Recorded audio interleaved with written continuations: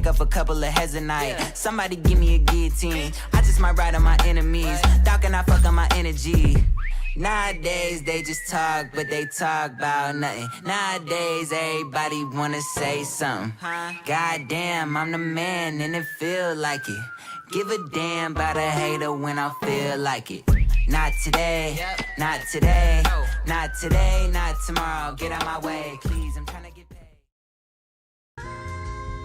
All right. What is up, Earth's mightiest subscribers? It is your boy Ernie, the Blerd Without Fear. Got the homie Robo of Left Face TV.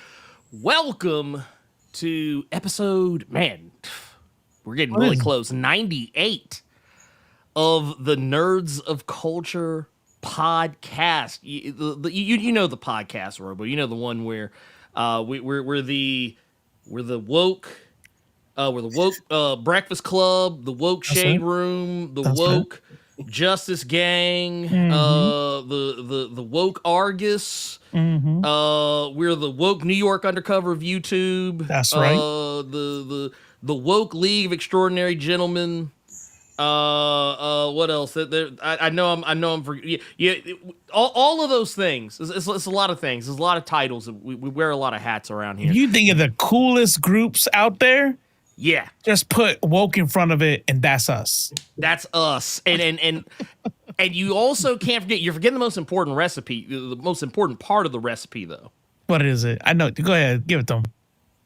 With a dash of Sasson. Just a little bit. Just a little bit, just a dash of Sasson. But we're adding extra ingredients today because that's what we do. We got to add extra ingredients. You can never have enough, really, unless you start adding like raisins and shit. Then you get a little out of pocket. But we got a couple of special guests with us joining the stew that is the Nerds of Culture. One who I will go ahead and say right now, especially like I know some of my OGs. If you're one of my OGs from like I'm talking like pre-pandemic, pre-wash your hands era of the Blerd Without Fear channel. You're one of those types. You believe there was a time before COVID? Like you're a before COVIDer? I don't remember shit from before COVID. Everything is just gone. Everything's gone. Dude, before COVID is the new BC. But no, we got a friend of the channel, Robert Jeffrey II.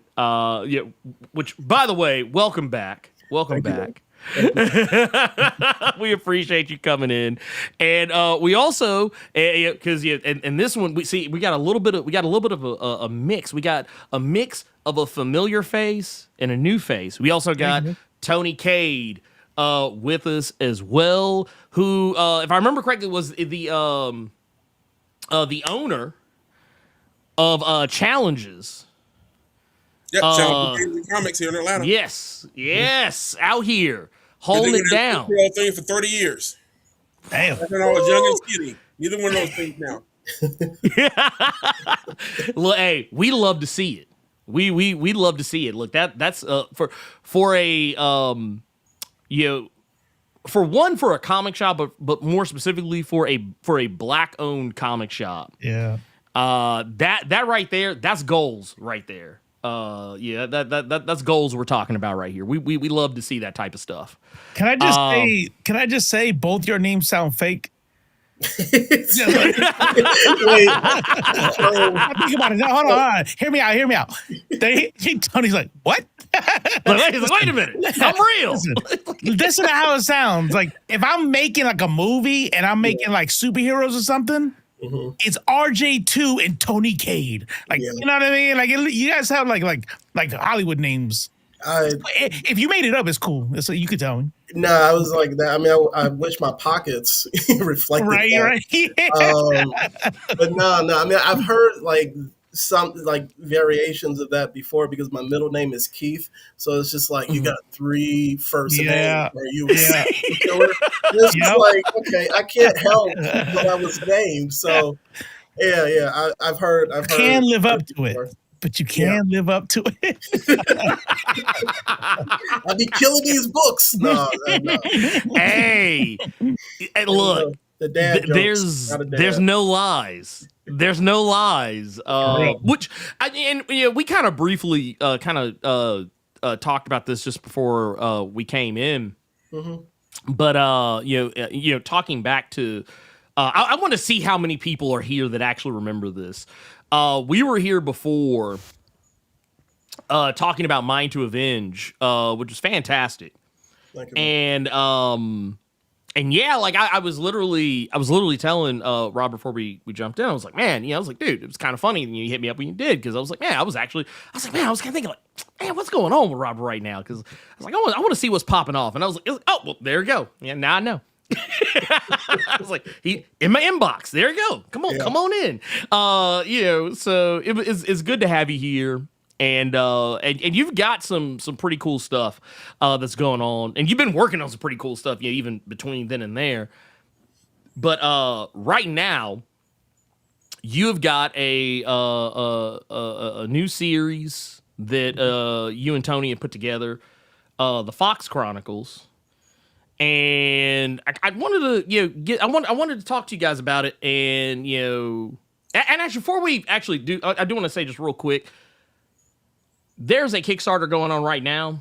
The link, it is in the description for this live stream. It is also should be pinned to the top of the chat as well. Go ahead and open that. Go on over there. Keep that tab open. And as we're talking, if you like anything that you hear us talking about, go on over there. Like, go back to that tab, or if you got it on your phone, whatever, click on that back this project button. Click on that because that would ensure that you get the thing that you like. You get that much closer to getting the thing that you like. So y'all go ahead and do that now. Let's go and get that out of the way. And I'll remind you all periodically as we keep talking. Now that is said, gentlemen, let's talk about the Fox Chronicles. What can give us the give us the launching point. Give us the launching point for the Fox Chronicles. Tony, I'll let you take it. I'm not sure about that question. The launching point of how did it wind up coming into creation, or a pitch? Give us the pitch first, and then we'll talk about how we got everything together. All right, a pitch. That's you, Robert. He's like, I see what he was doing. Yeah, it's like that's tennis. Sneaky. That's sneaky. The Williams system. So Arthur Ashe, he's just a tennis player. So the Fox Chronicles elevator pitch.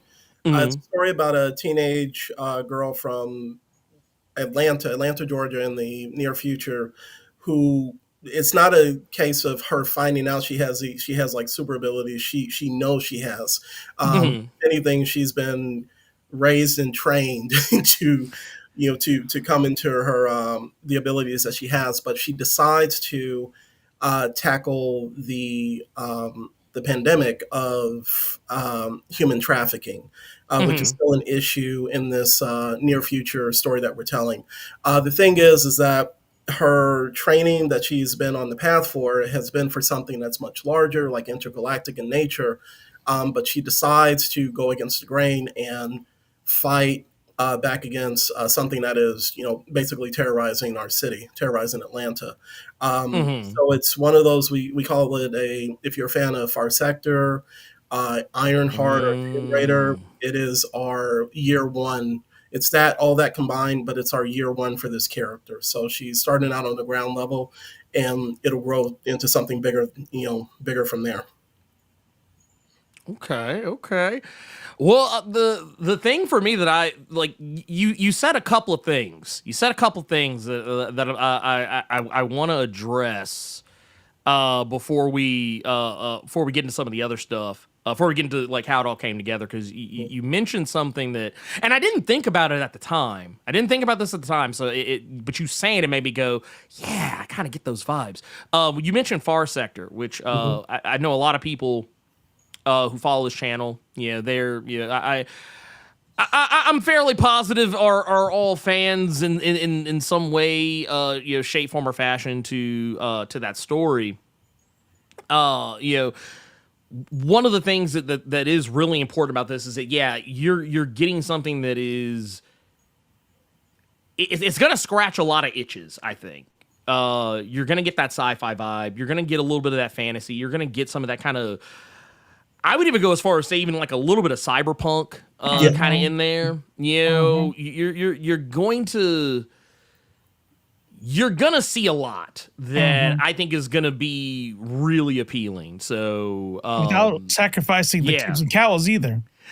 You know what I mean? Usually you gotta pick, right? You're right. Sci-fi and this cyber, like, nope, we're gonna give you superpowers. We're gonna give you sci-fi. We're gonna give you cyberpunk. You know, you're gonna see a little robot walking a dog. It's that dope. You know, which was kind of crazy. I'm not gonna hold you. I was like at first I was kind of like, oh snap! It took me a split second to kind of be like, I was like, oh yeah, shit. This is the world we're in. This is the world we're in. I'm here. I'm here. I'm here. See, not a if they cut your grass and vacuum your carpet, why can't they walk the dog? Exactly. You know. You know what? Like when people talk about AI, I'm like, you know what? AI making like art and books and movies and things of that nature. No. Right. AI walking my dog, cleaning up my house, keeping my yard looking tight, Now you're onto something. Now we're talking about something. Now we're see even dog walk. After the dog walk, I want a little robot behind me picking up dog poop. You know what I mean? Exactly. See, just come in, just kind of do a little soup, and then go take it off somewhere. I don't have to mess with it. But that becomes the origin story for the robot apocalypse. Like I was picking up dog crap. This is how we get. See, this is how we get Detroit become human. This is how. That's actually how. But see, and that's challenge accepted. Challenge accepted. Well, but what I love about this though is that the whole premise that you got set up here, it for one, kind of putting first and foremost, young woman, who and also kind of in a category that I think doesn't get as much acknowledgement as maybe some people might think. Young biracial woman,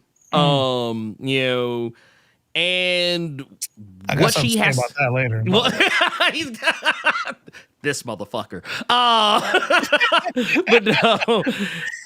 But that's what's up. But I like it because it kind of tackles something that I feel like does not get tackled sometimes in comics, and in terms of usually you get the biracial kid, everything's happy, sunshine, rainbow, roses, there's no problems, there's nothing going on, there's no commentary. But I love the fact that like even without like spending a whole heap a lot of time on it, you can see that there's difference in parenting styles, there's difference in how she has to navigate the world and the people around her, even though it is technically like kind of further in the future. Also kind of like how some no one's really underserved in this. There's all kinds of different people, different walks of life, different attitudes, and also tackling a very sensitive subject. In terms of trafficking, which does not really it maybe sure like in TV and movies, but like in comics, no one really tackles that subject because I feel like some people are just too afraid to do so. So I don't have a hat on, but if I had one, I'd give you we heard the elevator pitch. Just help me, because I mean it's not just you two, right? I forget what I'm looking around like there's a physical copy. I'm into that thing at. Oh shit, it's right here on my screen. My bad. You don't have a physical copy. We got to take care of that. Thank you. Thank see, you. look, I would look, appreciate it. I would be very grateful. How did you guys go through this process? Because you have, let me just say real quick. I like little things, like these little things that make me happy, because the way that I read comics is like it all plays in my head. And so whenever I'm giving somebody feedback on comics, that, you know, if another indie creator, I'm usually I might be like nitpicky. I feel bad, you know what I mean? I'm like, well, here's the thing, because I'm playing a movie in my head. Yep. And if something sequentially doesn't like happen like how my brain expects it to happen, I'm gonna be like, I feel like something's missing right here, like, you know, or something. And I'm reading your comic, and everything flowed. Like there was like the tape didn't jump at all. It was like my favorite part of it was when both the parents said no at the same time. Like it's a throwaway panel. And I'm not even talking about the fact that the both parents said no. I'm just talking about like the sequentially, you had a thing, and then they both say you could have heard it. Like, it was just your guys' paneling and sequential art and the storytelling. A plus. Thank you. How did you guys decide to do the things that you're doing with you know, with trafficking and, you know, having it as diverse a comic as you know? Are these all purposeful, you know, things that you've been, you know, decided to do? All right, I'll jump in on this one now. All right. Well, first of all, Robert and I had worked before with a company called Terminus Media. All right. And that company was basically put together originally by me putting together a screenwriters group and an art class, which were both taking place in my store. All right. Of course, the screenwriters wanted to write movies, but they ain't got no movie money. All right. The illustrators want to do comics, but, you know, they don't have anything to show the comic companies. So I put the two groups together, and we formed Terminus Media and started off doing black and white anthology comics. And then from there, we progressed to doing color. And then at one point, we started experimenting with doing motion comics. So that's basically how Terminus Media first came together. Now, you know, because of, you know, time and people going their own way, you know, we're like that rock group that after a while, everybody kind of like splinters and solo careers. All right. And at that point, I had stepped away from doing it. Because like I said, you know, I've got the shop, you know, I also run a convention, you know, I got a lot of stuff going on. All right. But basically what happened was two artists that I worked with before on projects when we did work for like Nitto Tire and stuff like that. One here in Atlanta and another one over in the Philippines. Both hit me up the exact same week. And they were like, hey, Tony, I want to do something with the character you created for Terminus Media, which was a character called Amber Fox.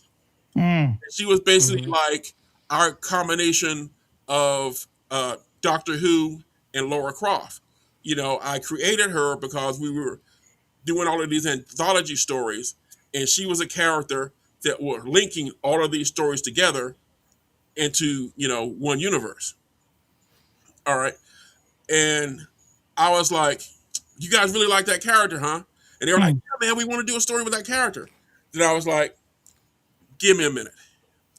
So I came back and I was like, okay, I'm not willing to do an Amber Fox story. But what I'm going to do is that I'm going to create an alternate reality version of the character. And this character is going to be Autumn Fox.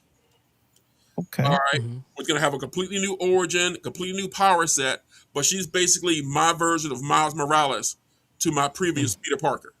Okay. All right. And so that's how the character was created and how basically our art team was already put together because they were chopping at the bit, you know, to do the story with the characters. So one of the things that Robert and I worked with before is that we did a project for the CDC. Mm-hmm. And during that time period, we learned that they just didn't do viruses and bacteria, and that child trafficking was also considered a pandemic. Mm. It was something that was, under their purview. And I was hoping that we were going to get a chance to work on that project, because while we were working with the CDC, they got us involved with all of these other people. And, I found out exactly how bad child trafficking was, and how, of course, we're here in Atlanta, and Atlanta is a hub for everything, Mm-hmm. positive and negative. Mm-hmm. We got the world's busiest airport. We got what, I-85, I-75, I-20, all connected by 285. We've got the original name of the town was Terminus. All the trains go through here. So everything that goes on in this country, everything's supported through Atlanta. And so then at that point, we weren't able to do more work with the CDC because politics changed, administrations changed, Mm-hmm. so forth. But it was still something that was stuck in my head.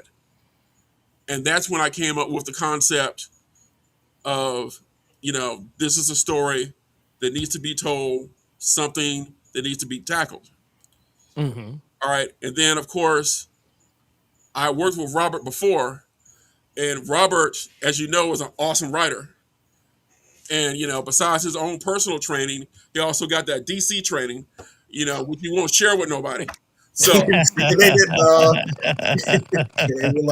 best I can brag is that I got a crash course in editing for Joe Quesada, but I was only one day. He had like a whole seminar.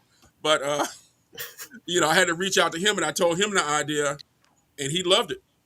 Yeah. And then I just kept throwing ideas his way. And then I hit up the CDC again, and they gave us like a whole bunch of information that, overloaded us on child trafficking. Mm-hmm. Well, that, and but human trafficking in general. It was one of those things where, kind of piggybacking off of what Tony was saying, is that, if you watch the news down here and you hear the stories about trafficking here in the city, or at least in Atlanta, or at least in Georgia. But when we received the research material, the supplemental material to do our homework, because that's, as a writer, as a creator, do your homework before you do anything if you don't know about it. So that's what we had to do, and it was the variety of forms that trafficking takes. It's financial, human. It's all across the board. And the other thing that I always say is that when I was going, like, so in Atlanta, let's say I would go, if you go to like the bathroom, to the restroom at the park, or even at like a Quick Trip, one of the things that I was noticing was that on the inner door, on the back of the doors, there was a notice that says, if you are a victim of trafficking, please follow these steps. And some of those would include going to a manager, calling a police officer, basically tips on ways that you could try to save yourself from the situation that you're in. So these are things that I'm noticing, like, after we started doing this project, and just to kind of give you a sense of how endemic it is. And, and statistically wise, I don't know if there's been, I think it's pretty much kind of, I don't know where it is, like if it stayed the same or if it's gotten increased or whatever, but I know like around that time, that's what I was seeing personally, like if I went to these different places. So all that combined into learning how to do, we call it edutainment, educating and entertaining at the same time, with the work that we do with the Centers for Disease Control. We did a motion comic book, a 7-episode motion comic about raising awareness about HIV and STD prevention, and awareness about those areas. Yeah. And we won awards for those, so that would have been, like Tony said, our next project if we had continued our work with the Centers for Disease Control. So because we weren't doing it with the CDC, like Tony said, we wanted to have Autumn tackle a topic which, like you say, you don't see a lot in comic books. And I'm not saying that it hasn't been done, but you don't see a lot. And also something that was affecting the city of Atlanta. And just to show that even within the near future, it was still an issue, because at the end of the day, it is trafficking comes down to power and money. And at the end, everybody is going to continue to want to obtain power and money, on Right. the backs of, the less fortunate. So Mm-hmm. when Tony approached me, like Tony, I always tell the story that Tony was the one that brought me into the industry. Real talk. My background was in journalism, and Tony I think I met him at a convention, Dragon Con. Shout out to Dragon Con, like they need a like a hype man. It's like, yeah, Dragon Con. Yeah, You ain't heard about. You don't know about no Dragon Con. Dragon Con is heard of, right? But I met Tony and Terminus at Dragon Con. I had my portfolio full of articles. I walked up to them and said, "Sir, can you read my articles?" Like I was Oliver Twist or some shit. And there, Tony reached out and told me about the group, and then I went in and, did the, joined up with Terminus, did the anthology Route 3. And Route 3, I always say the work that I did with Terminus is what got me in front of DC Comics. And it all goes back to Tony. So I will always say that. So when he approached me with the idea, I was ready to go. So I was ready to go. So that's dope. That's dope. I really. Dude, go ahead. No, please, and please. Robert, remember, when you get that Oscar invite, I need a ticket. Man, Right. I mean, dude, I'm still trying to get back in front of DC Comics. So let's talk that into existence, like first. Hey, do you need to be hooked up with James Gunn people? I mean, that would be great. Yeah, I mean, we can't do it, but I mean, you should do that. Yeah. Look, we were trying to see if you had his number. I mean, yeah. Y'all did something pretty slick in the book. As I was reading it, one of the things, and obviously we're not spoiling nothing, but there's a spot on there where one of the characters is being, you could tell, like, being mentally manipulated. And yes. And then she says something about teenagers. And her boyfriend says, "Yeah, your group or you teenagers are all the same." And it's like, oh, that's an adult dating a teenager right there. And like, I think it's kind of wild the way that you're telling the story, to where it's there are comic books, there are stories that are told in a way that it's kind of like, like Saturday morning, type of, just like, hey, don't do drugs, and man, let me tell you about, but it's like you're just reading a story and thinking it's about powers and shit, and then it's like, golly, oh shit, oh no, it gets real. Her boyfriend's an adult. Oh shit, this is going on. Da, da, da. So I think I can't wait. I can't wait for the rest of them. Yeah. Well, that's one of the things and stuff about doing the story is that when we were working with the CDC, we did the motion comic about HIV and AIDS awareness, and they gave us a whole bunch of bullet points that they wanted us to hit. But we interwove all of those bullet points into the story. Yeah. So you're actually being entertained, but the knowledge is coming through in the story. Yeah. It's too bad. It's too bad it's DEI now, though, and you can't do that. So yeah. Man, dude, what? Man, see. Yeah. See what you did? You see what you did there? You just made it political. Yeah. You just made it political. Damn, dude. Man, I don't we know. have one show? No. Can we not have one show where we don't make it political? Culture. Exactly. You know where you're at, okay?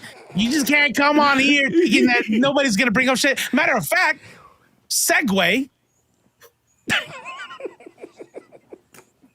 I think that is the only individual who is not black on this screen right now.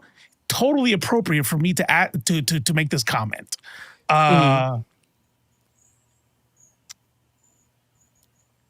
Why'd she have to be Asian? Why she have to be Asian? It's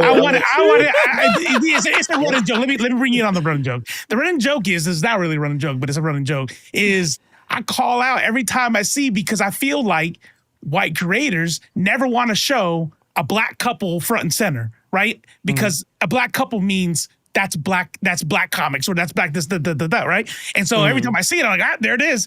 Shit, even when they look like me, I think it's a cop-out.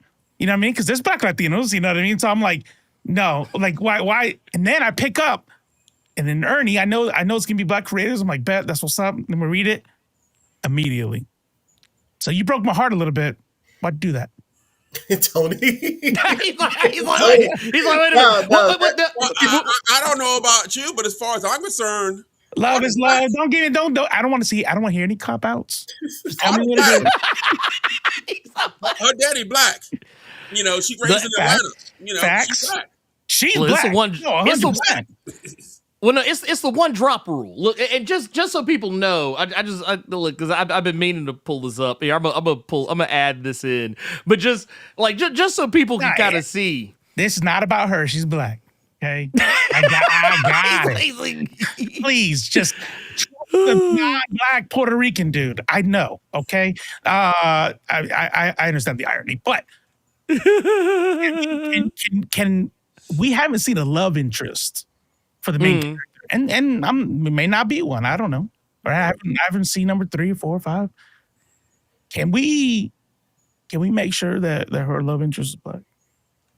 This just for him. This just for him. Can we just do that? I mean, This motherfucker. I mean, no, I'm playing. I was just joking, y'all. Come on. this motherfucker. Don't say you just joking now. I'm worried about Ernie. Watch what happens. I'm gonna get talking to. Ernie's gonna be like, "Don't ever talk to my fucking guest like that again." Well, go ahead. What were you saying? These are the questions that we need to hear. Which we appreciate. One of the things I will say, as far as like her parents, we had this idea, and I think like Tony, I think it might have been you who had come with this, and we just kind of ran with it. Was that you see this big intergalactic, and actually, I saw a question about a Star Trek reference. A Star Trek reference happens at the beginning of the issue where we have this big intergalactic battle, and this alien consciousness is kind of skyrocketed from the ship, and breaks off into two different parts of the of Earth. So at that time, it's like one is, I think it's like the Asian continent, and then we have the other piece fall into Africa. So it's one of those. Would it be okay if he puts it up? Can he put up that page 1 at least? Of the first issue of the first issue. Yeah. So that's how we got him like into for two different ethnicities as far as like the background. And it was one of those things where over time, over the ages, we saw this whole thing of cut over there. Okay, they were eventually going to her parents were destined to meet. So that's kind of the route that we were going with, like, at least as far as her origins. Yeah, and as far as the love interest, it's funny because I personally don't like having love interests as long as it works within the story that you're telling. Right.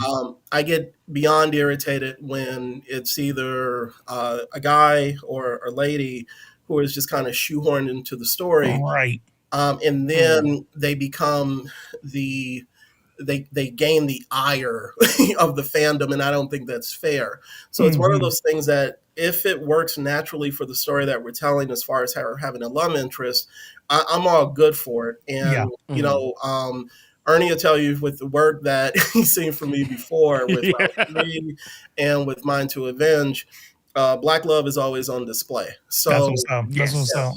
So that would be, but also I think we were trying to definitely speak to the fact that after all of these centuries and decades, I don't know math, I write.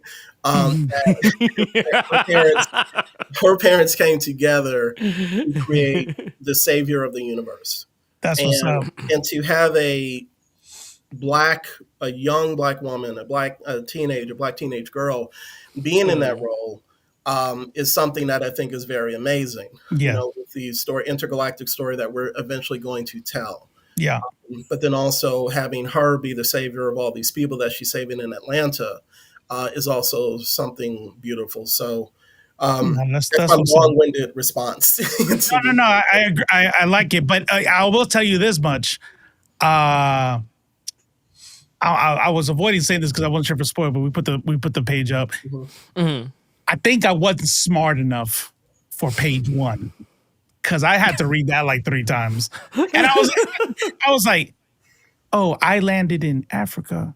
I landed in. Oh, I see what you're talking about. Yeah. I think like 2 different people were. Let me start over. So I'm gonna tell you what happened.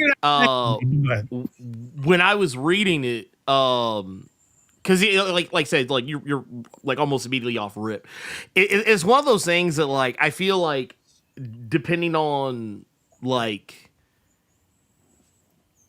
if you have like a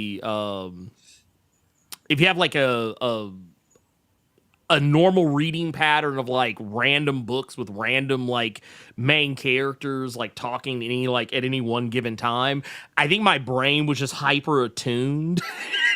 So when I saw that like as I was reading, I was like, because I kind of did like you did at first. I was like, wait a minute. I was like, wait, but they just said they landed in Apple. What they? Oh, I was like, okay, it's 2 people. Like it took me a second. I was Okay, wait, actually, so we can clear it up right now. Mm-hmm. Is because all right. So what I thought, 'cause you just said something different, so now I'm like, oh shit, maybe I didn't get it. No, and so you got 2 things, and it goes. I landed in, it was spectacular. I landed in Africa, and then something else, I landed in. It starts off as one thing, mm-hmm. and it becomes 2.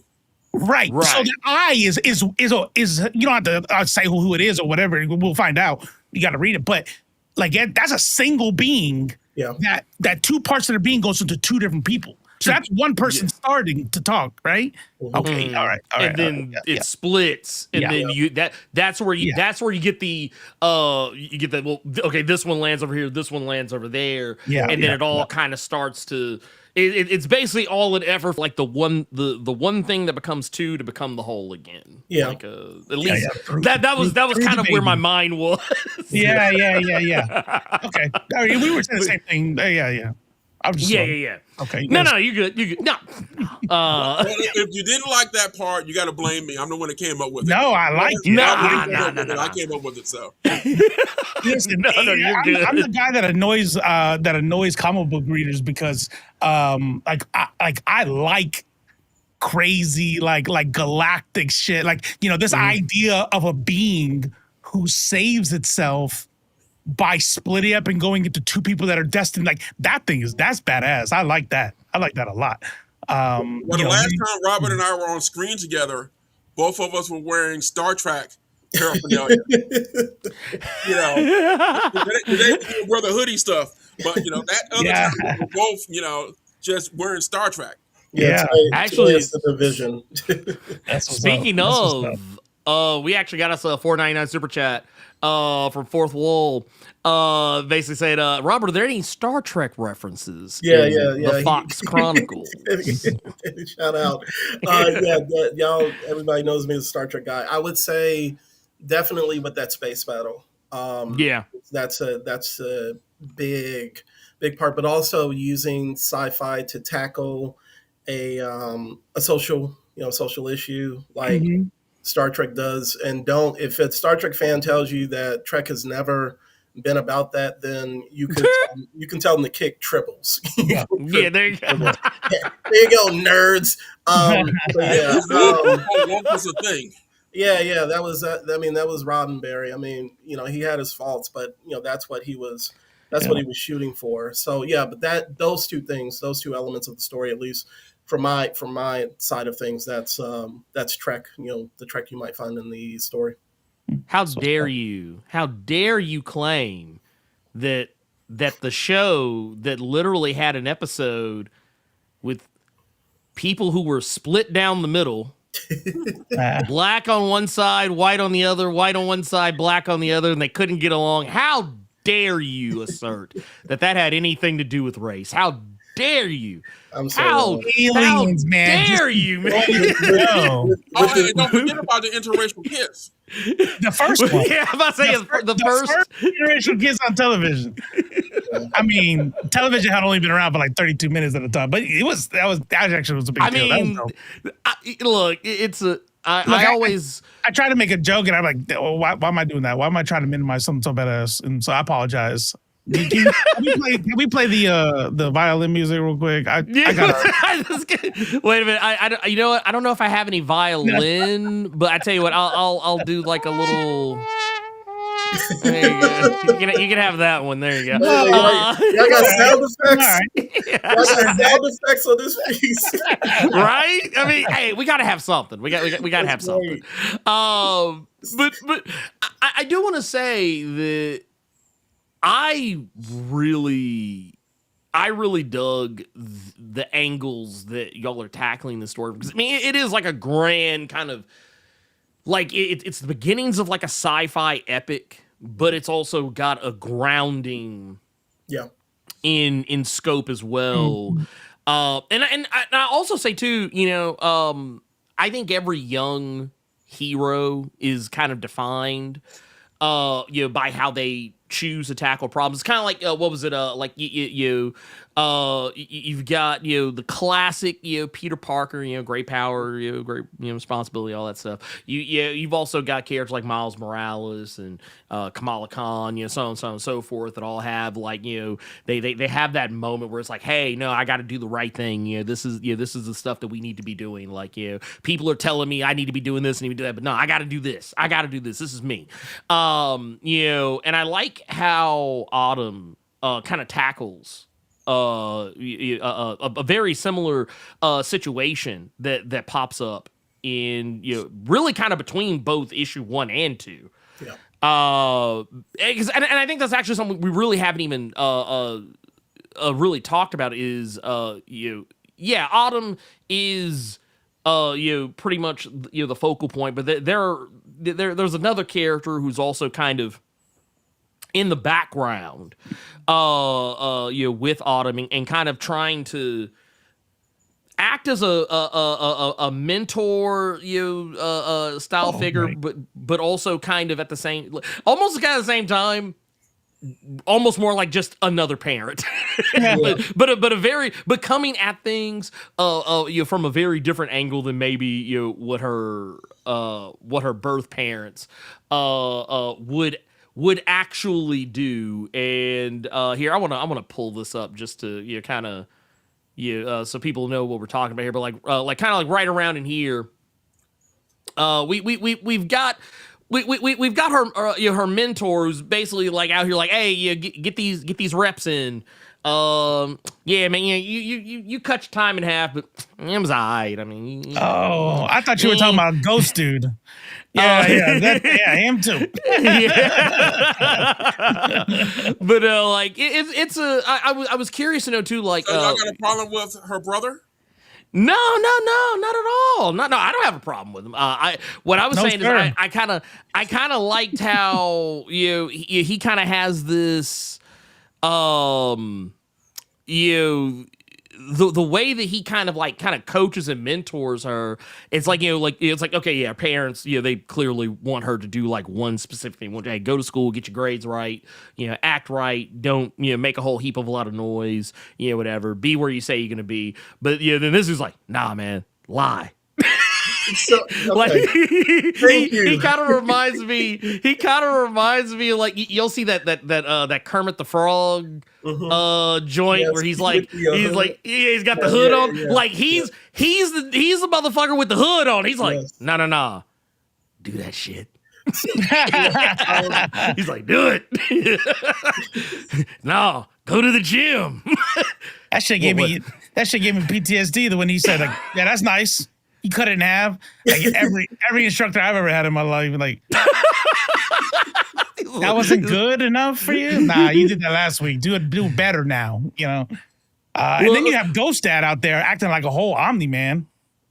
I mean, I know it's probably going to be like for the greater good, but that dude's like, fuck him. Nah, don't worry about that shit. No, there's like 30 babies getting thrown into a wood chipper. Oh no, this this don't even care. Oh, no. Don't even care. I just always like how because it's cold hard pragmatism. Just like it's like, hey, like this honestly, I feel like this line right here will pretty much tell you everything you need to know about like like what this what this whole character is about. Just like all like I mean lie shit do much worse shit. Yeah, you want me to cry for you? It's like, well, you out here, you about to act a goddamn fool. The way I got you out here, we training you up. I'm sorry. You're gonna go save the whole universe. You want me to give a shit about your goddamn friends? Nope. Nah. Get out here. Do these backflips. So the fact that y'all are honing in on John, I would try to make this quick because I love writing John so much. Yeah. John as a writer, shout out to Tony for coming up with this idea. But John is what we say in comic book circles. Bruce Wayne shouldn't be training no children to be child soldiers. Right. And that is, I mean, it's fun seeing Dick Grayson, hey, and then he turns into Nightwing. No, you're right. And then Jason Todd and all the kids, right? But John is that discussion that you might have, and John is singularly focused on this larger mission that we're going to head towards, in future arcs. And like you say, he don't give a fuck. And he's like, lie. I don't want to say cheat and steal, but there's even a moment in the third issue where when I finished the script, I asked Tony, Autumn straight out calls him a groomer at one point. Like in my mind, it was this thing of where she talked to him and she said, you keep telling me what to do. You keep pushing me towards this path. You keep this, you keep that. And when I was writing that scene, I was just like, she's going to say this. And I had her say this and I took it to Tony. I was like, is this too much, Tony? And so that's a preview of issue 3, but that's where I see their relationship is that he is a taskmaster, but his background is such that he knows that there's a larger goal that they need to go towards, and he is trying to turn her into a finely tuned weapon, a finely honed weapon. And is that necessarily a good thing? So that I love writing John. I mean, like I don't subscribe to his ideals, but as a writer, these are the characters that you want to have a chance to create and to grow. Because the fact that y'all pinpoint, kind of hone in on him, that my heart is like, yeah, this is great. So that, from my perspective, I don't know, Tony might definitely have more feedback about it. Yeah. Well, does Tony have more feedback? Or do you have more feedback? Or it's not a good story if you don't have characters either get behind or you don't get behind. No, that dude's an asshole. All right. Some people reading the book could be like, they're all about what John's about. All right. And they agree with John. So. Yeah, but I feel like if you agree with John, you're probably like Thanos was right type of dude. You know what I'm saying? He's like, you said that you said that like it was a bad thing. I don't even know who you are.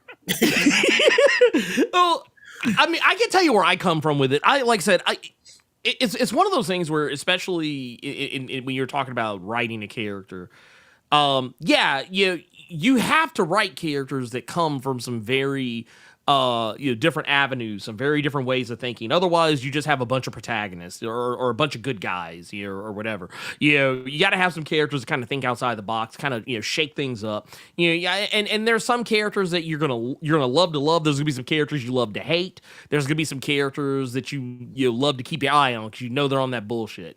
And that's kind of where I feel like with John, that's kind of where I'm at. Is like he is one of those characters where I actually appreciate this character being there because because this character basically helps elevate Autumn in not just in terms of like training her to be the next savior of the universe, but also in terms of like his being on his bullshit. It basically helps sanction Autumn to be on her on her hero shit. Yes. It's case in point, he's going hard in the paint. He's going hard in the paint on her to try and get to get her ready for whatever is to come.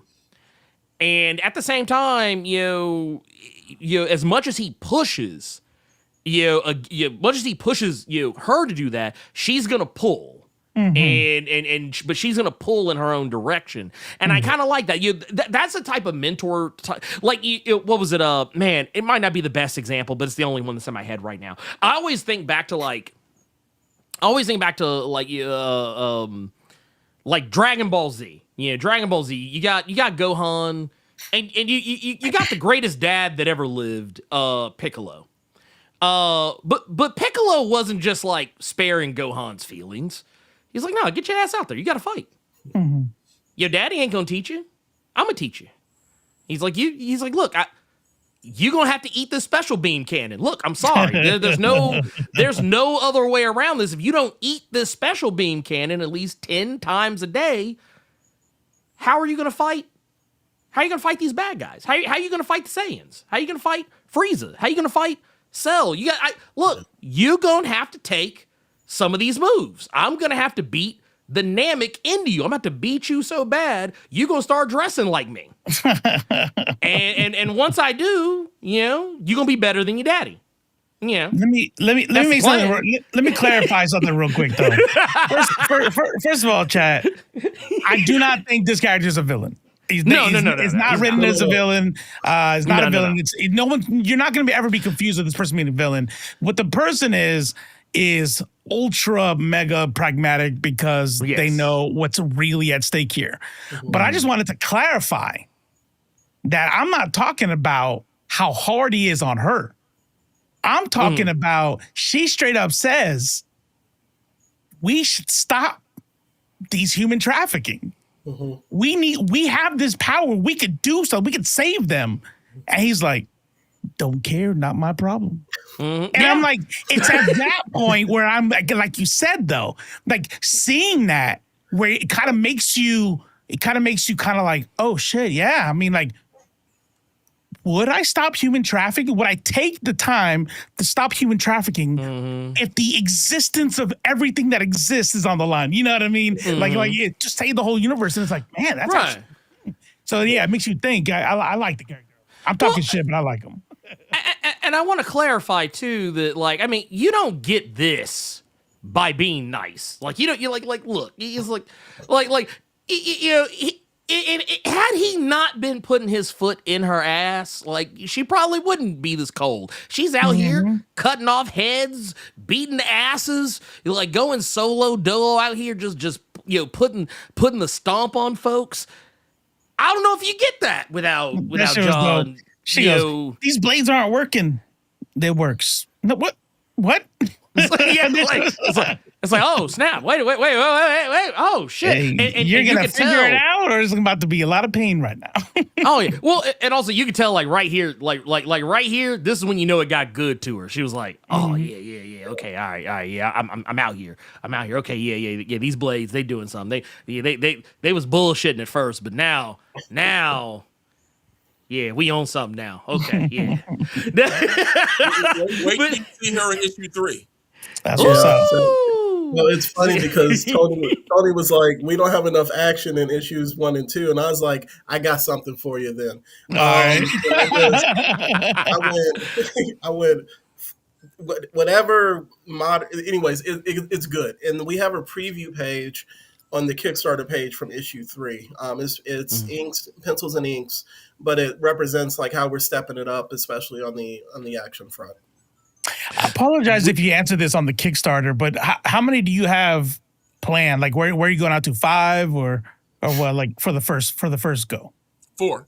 4. Okay, got it. Now The story arc will be 4 issues. But remember, we're not doing 22-page issues. We're doing like 30+ page issues. Right. I know, because he couldn't drop me the second preview in Discord. That thing was too big. Let me put it on the drive. I'm like, God damn. How big is this PDF? It was funny because I was like, here's a quick way for me to just give it here. Just take this. And what I did, I was like, Discord was like, no, sir. Yeah. You're not gonna do that. And I was like, oh well, never mind then. Okay. Well, oh my God, Lee, what is this? Prose novel? What is this? well, no, it's and also, you know what? Actually, okay. So you know what? I'm glad that the Kickstarter just came up because I actually want to I said I was gonna say it again, so I'm gonna say it again. I want to circle back. I want to circle back to the Kickstarter. So first and foremost, yes, Kickstarter live right now. I told y'all, right, to go click on y'all clicked on the link. Did y'all click on the link? Y'all open the page up? You're on the page, I hope. Okay. Everybody's on the page, I hope. You can go to the Kickstarter page. And matter of fact, here, let's not bullshit. Let's not let's not bullshit here. I'm gonna pull this up. So here we go. We are on the Kickstarter page right now. And I want y'all to see it. Can you play the video? Is that possible? Yeah. Oh, yes. I most certainly can. Here, let's do it. Actually, you know what? Here, let me edit some because I wanted to be able to play with audio. So let me not bullshit.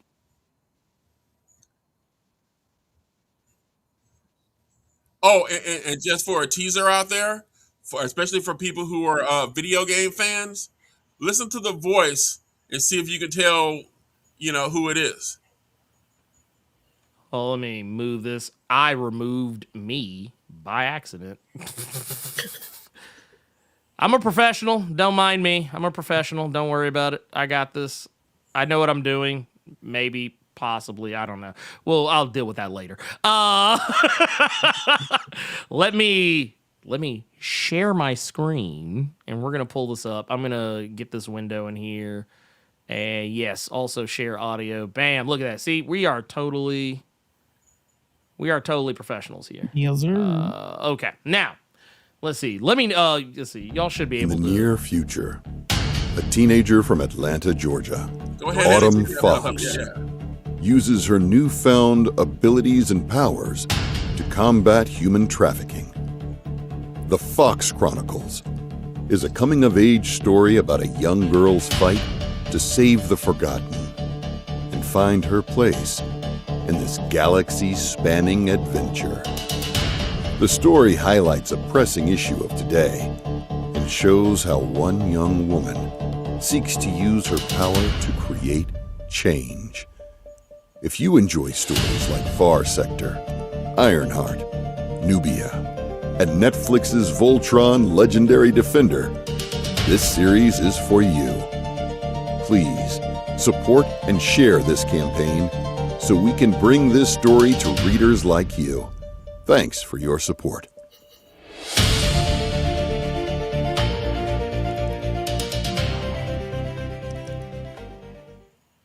I love that. That was pretty good. Oh, you got it. Okay, we're good. What's that game called? I always forget the name. It's a super popular name. It's a sci-fi trilogy. Mass Effect? Mass Effect. Was that dude off Mass Effect? Who's that? Who's that talking? That's Bob Carter. A lot of people will recognize him as Shao Kahn from Mortal Kombat. Oh, okay, shit. There you go. Yeah. Okay. I was trying to place them. I'm like, man, where have I heard that voice? My mind was going I'm gonna tell you where my mind actually went. At first I was like, wait a minute. I was like, is that old boy off XCOM? Or I was like, wait, what's happening? I was like, 'cause that voice sounds like too familiar. But yeah, dude, it's perfect because like I said, it basically just lays out right there all the goods it becomes very readily apparent. Like, all right, strap the fuck in. We're going somewhere. One of the things I wanted to point out and stuff, to let everybody know, the Kickstarter for issue 2. Issue 2 is on the cloud and on my computer. It's basically everything is finished except for the credits page. So you're not gonna have to wait to get your rewards on this. The game plan is to get you the PDF before Christmas, and you'll actually get the issues in your hand in January. Starting in January. Oh wow! Yeah, starting in January. So and completing in January. Yeah. Well, that's perfect because here's what I did. All right, and I'm gonna say this knowing that I know some of y'all in the same shoes, so I don't want to hear shit. If Christmas has you broke, just go on your phone, save it, make a reminder so your thing goes when you get paid in January. Okay, because I'm glad I didn't have to pull up my thing because I'm like the screen because I'm like, I should wouldn't say backer right now, but I will. I set an alarm. You know what I'm saying? Well, for me, it was because I was like, as soon as I saw it, I was like, oh shit, go ahead. I wasn't even thinking about that. I wasn't even thinking about that. But no, but you know what? I always tell people I put my money where my mouth is. So even though it's technically really gross. Are just $8. Huh? Yeah. Yeah, it's just $8. We're not asking a lot, and our most expensive is only $150. Yeah, yeah. And that gets you like all of our variant covers, which are all awesome. Yeah. One of them is even a metal cover. I was actually gonna say I wanted to here. I'm gonna scroll back because I actually want to show. I want to show this off. I want to show some of these off right here. I'm gonna zoom in just a little bit because I want y'all to be able to see. But you can look right here. Like there's tons, literally tons of different covers in here. All of them lit. Love to see it. Love to see it right here. Oh, look at the detail on that one. Oh yeah, dude. I actually appreciated this because I was like, that's time right there. Yeah. That's time right there. Change whatever you did to first we can hear the video. Because we can hear ourselves. I don't know if the audience could hear that. Oh, you know what? Yeah, here. Give me a sec. Okay, yeah, they can. Huh? They can. Okay, got you here. Give me a sec. I don't know. Here. We'll just do this. Here, let's remove, and then we'll put it back. There you go. But yeah, that is usual. I don't even like turn on the audio because I always forget about it because I won't hear, but everybody else will. It's what happens when you don't have your own like production crew in the background running shit. That's what's wrong. That too. Where's your team at, man? Man, I don't know where the fuck they at. They're out here doing stuff. You're the team. Yeah. No, really. See, for actual seriousness. Here I'm gonna do this because I kind of want to blow this up just a little bit more so y'all can kind of see what we're looking at here. But yeah, dude, this right here, this is time right here. Yeah, that's time. That's time. And the bad thing about it, she wanted to work on it more. I was damn. Like, no, you finished. Wait, it's like she's like, no, man. That's a poster that goes on the wall right there. I could add some more. No, it's too much. Look, she's about to have like the cameraman's reflection in the eyeball. Yeah. That's what she was about. Yeah. No, hey, but no, for real. 100% shout out to Renee. Shout out. You could take a knee now. It's done. Also, if you can't tell, I know some of y'all probably already knows. We got Marcus the Visual on here dropping covers as well. And the game plan is he's going to be doing a cover for each issue. There you go, dude. So you can get your whole collection, have them autograph it, and frame them, put them up on the wall. Love to see it. And like I said, we've got all types. Actually, like this one too, because like this is kind of like speaking to what we were talking about earlier. With the trafficking element. Yeah. You got Autumn swooping in, basically coming in to protect somebody. And you can see that expression on her face. Somebody about to get hurt. Yeah. Oh yeah, no, 100%. 100%. That's why like not gonna hold you like this right here. I like this. I like this sort of shit right here. I like seeing the hero come in and basically be like, yeah, bitch, you thought we about to run them hands. We're about to run them hands because you out here on that bullshit. Also, I love this right here. Literally all the badass ladies in the building just putting hands on people getting chin checked, people catching feet to the cheek meat, elbows, uppercuts. This is the type of stuff that makes me smile. This type of stuff. That's our back cover. Okay. What's yeah.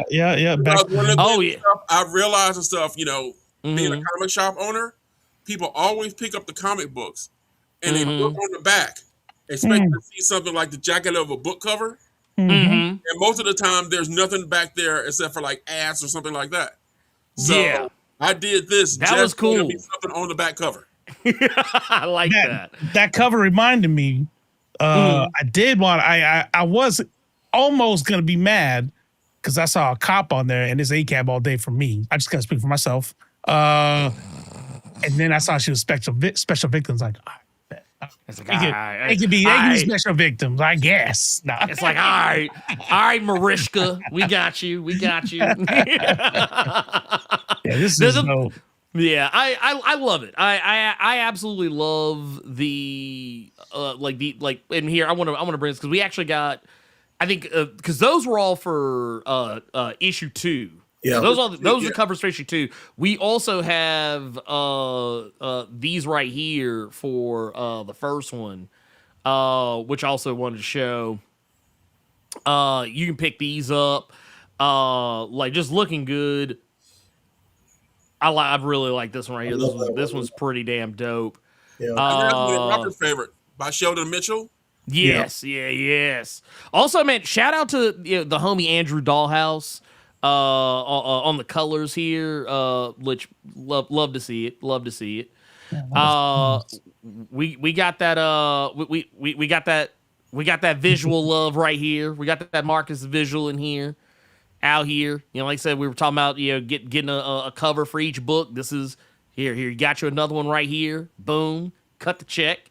And I think we got another one here. I actually really like this one too. That was our Kickstarter wraparound cover. And like I said, that cover is never going back to print. And also, I actually want to show this whole. Here, give me a sec. Let me see if I can. I want to see if I can replace. Replace. Give me a moment. I'm messing with stuff. Here. Let's just do it like this.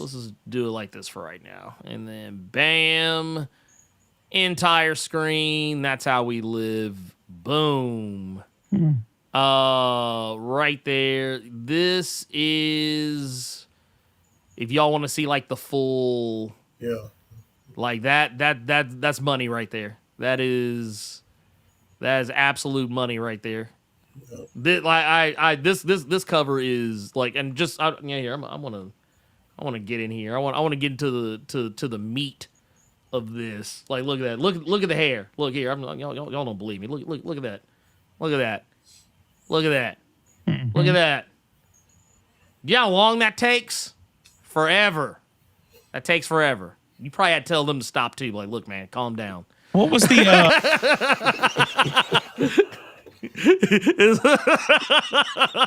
and for the people who actually own this cover, this is our UV cover, and you can actually touch your hair and she won't complain.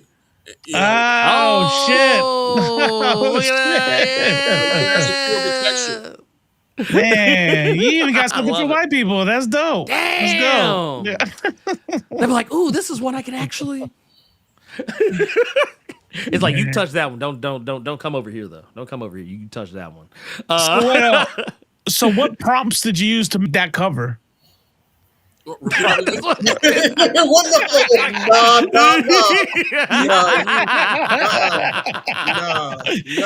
no, they could never. They could never. No, I was gonna say the prompt was artist. This is what I want. Yes. And then Tony cut the check.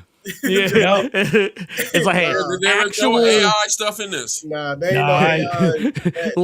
That ain't nowhere near this. I had a buddy commissioned this right here. He's like a Puerto Rican Doctor Strange. I said, damn, look at me. I'm an artist. I said the prompt.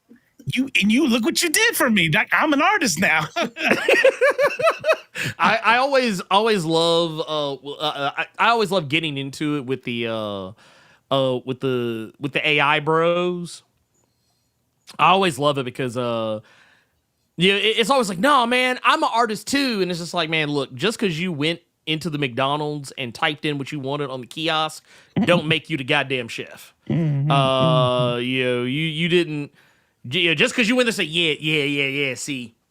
yeah, see what I did right here was I said, yeah, man, I want 2 pieces of cheese. Yeah. And see, normally they don't see, y'all know nothing about this. They usually don't put bacon. They usually don't put bacon on the double cheeseburger, but see, I'm a genius. I'm an artist. I changed it. I went in there, messed up their whole flow. I came and said, nah, man, we putting bacon on it this time because I'm an artist. I'm an artiste.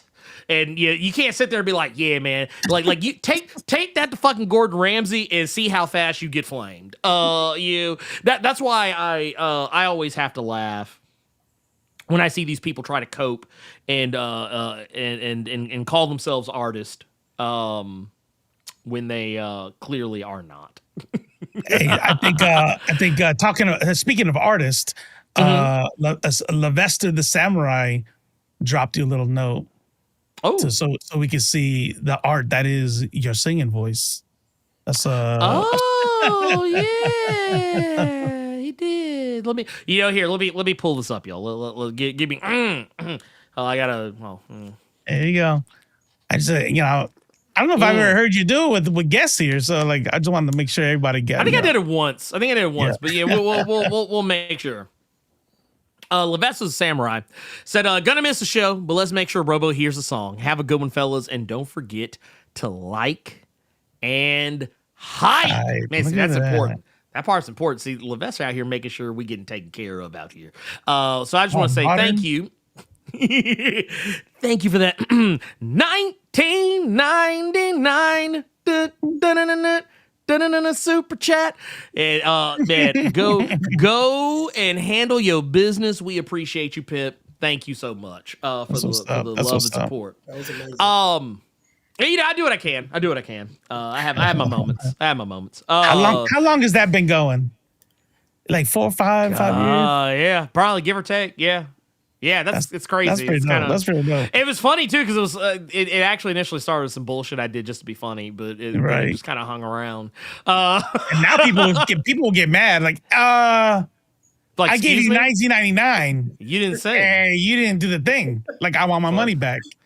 Dude, I've literally been sick, literally throat sore, can barely speak. They'll be like, yeah, no, you can rest after. No one made you string. No. You knew what this was. I did actually. I signed up for this. But that said, I do want to remind you guys again, please go check out the Kickstarter.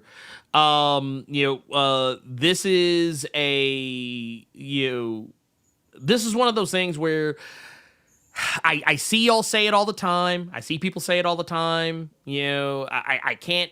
If I had a nickel for every time someone came and said, "Man, I really wish someone was out here telling some black stories, man, and telling stories, with characters that look like me, and showing us do more than just be an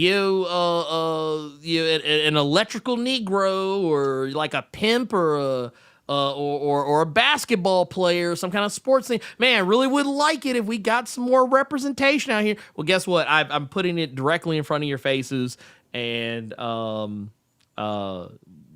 now you got to go do the thing. If you don't go do the thing, then I can't help you. Your mouth. And Autumn is not based on any popular archetypes. Exactly. Yes. And that I actually appreciated that about she. Really? Like honestly, she just felt like a real person. Like she felt like someone that like that is something I think is difficult for some people to like, to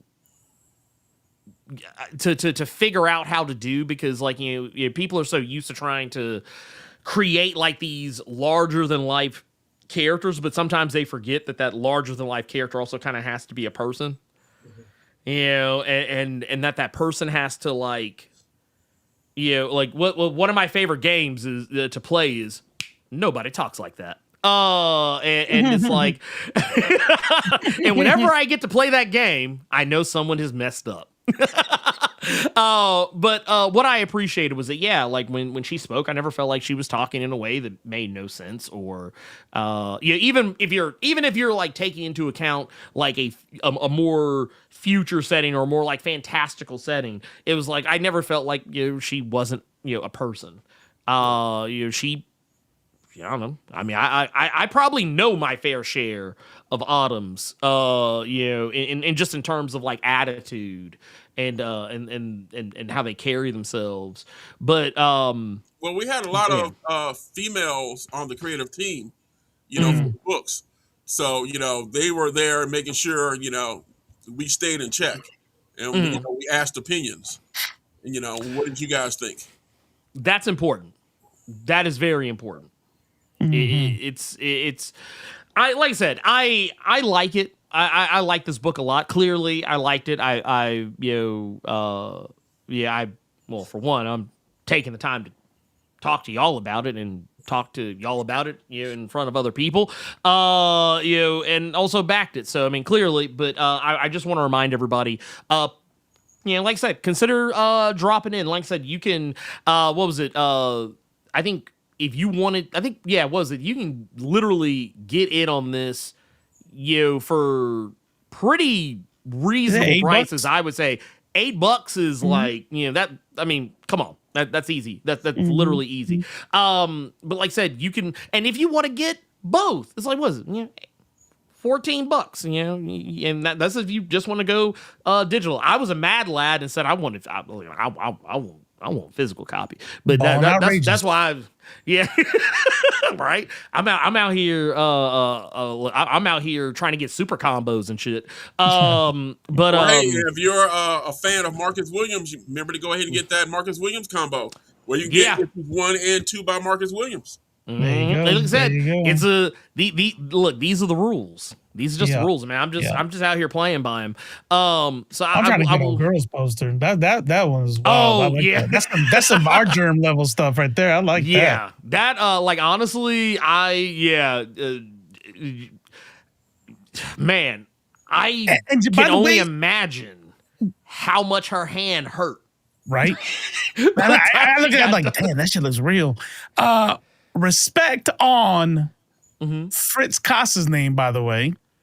Yes. Because covers are dope, but it's a whole different ball game to do interiors. I know a lot of cover artists. Matter of fact, this guy here, he was like, hello. I don't like doing. Oh yeah, him too. But you and old dude.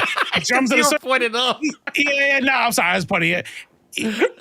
There, got him. I am doing interiors. I am doing interiors. So like the fact that it's all like consistently good throughout the panels. Yeah. Dope. Is that are they on your team, or is it like somebody you pulled off got referred to from the internet, or what? Well, obviously not on your team, but I mean like in Atlanta. I originally I originally recruited Fritz when we were with Terminus Media, and we were doing a project for Nitto Tires. Okay. They Okay. would do a history of their company. That's what we were doing, like freelance for whatever corporation the government wanted us to. And, they contacted us. And, that's how I got involved and worked with Fritz. Like I said, we've had a lot of, successful people come through Terminus Media. Yeah. We were working with them that now have gone on to work for Marvel, DC, Boom, Yeah. Yeah. All right. Damn. Like I said, I love to had see no it. problem being in the minor leagues back then.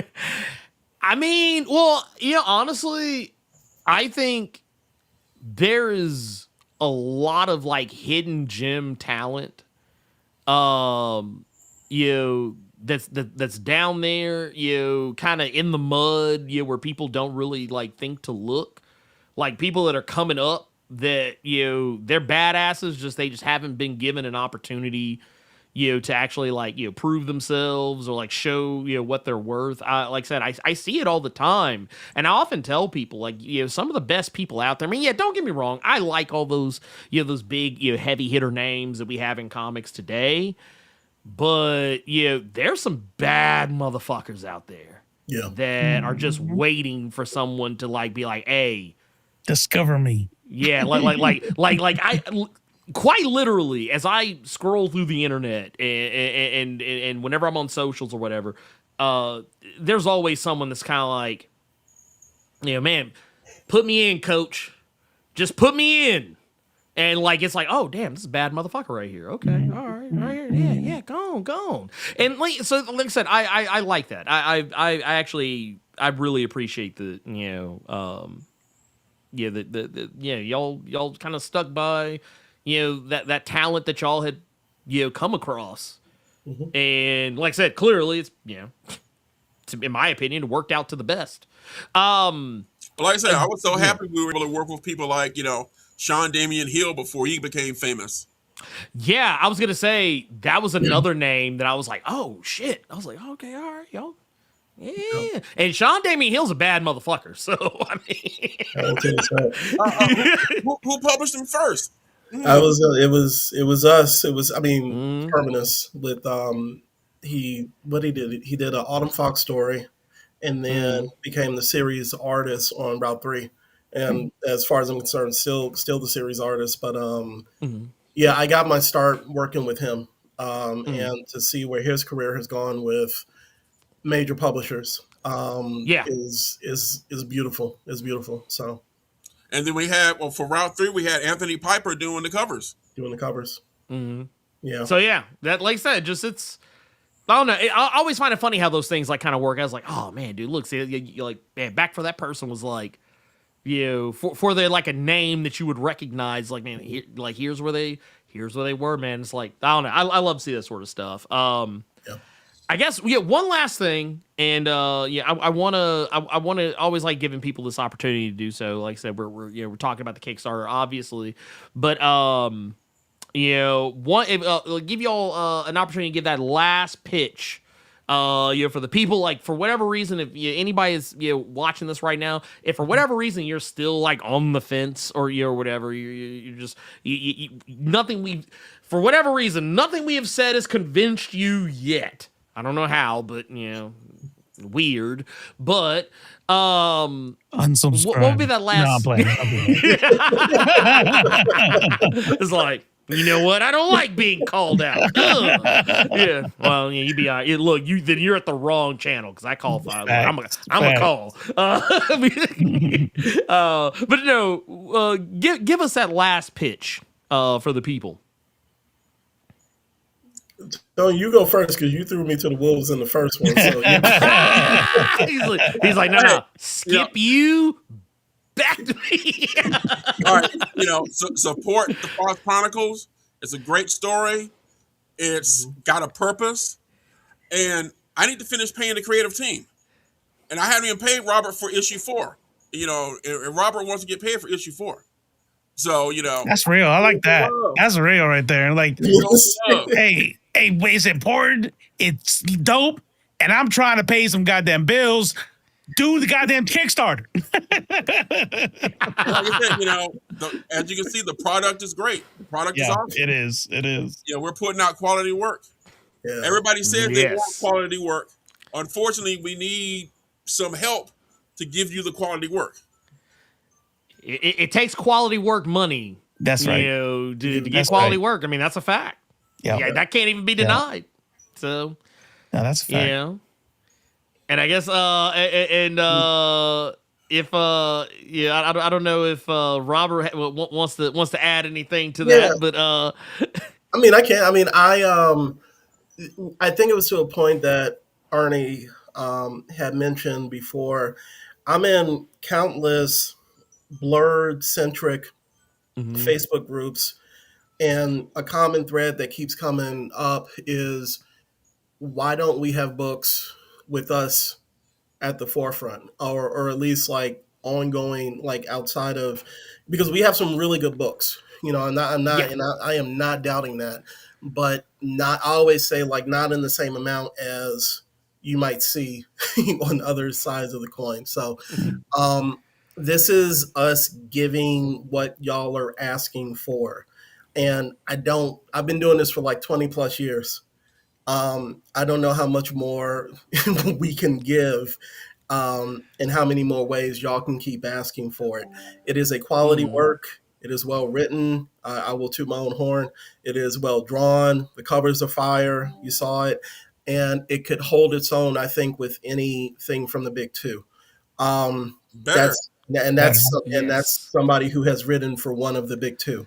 So those are the skills I bring to this book. And Tony will tell you, I'm one of the, I don't toot my horn too much, but when I believe in something as strongly as I do with this, and especially during this time where representation matters so much, especially on the sci-fi front, where you don't see Black women at the forefront as much as you might see other people.